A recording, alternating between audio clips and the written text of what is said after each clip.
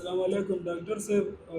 عموما خلک دا تپوس کوي چې یاره په مونږ باندې دا یاره راځي، ساړوبې راځي، نو دې باره کې تاسو څه ویل غواړئ؟ وعلیکم السلام علي خانه. اکثر چې خلک دا فریاد کوي چې یاره په ما یاره راځي، ساړوبې راځي، پریشانی راځي، ګڼې ته ورشم یریږم یا چېرته سټیج ته خېږم سټیج پر پام کولی نه شم، مطلب پالپیټیشن راځي، زړه مې ډېر زیات درزیږي او نروس کېږم. نو عموما پینکس اټیکس کېږي خلکو ته، یا اکثر داسې وشي چې سایکولوژیکل سټرس یا پر ډپریشن کې څوک مبتلا وي، نو هغې ته عموما دا مسله ډېر راځي. د دې لپاره ورته بهترین علاج ښیم، ډېره مختصر دوایي سره انشاءالله دا مسله حل کېږي. دوه دوایان درته ښیم د هومیوپیتیک. که چاته اچانک بغیر څه وجې نه اچانک داسې کېږي چې یاره یکدم پیره راشي یا سقالت ساړوبې راځي، نو اکونایټ په 200 کې 15 قطرې په دویم ورځ استعمالوي، انشاءالله دا مسله به ټیک کېږي. په سکرین به ورته خیر درښکاري.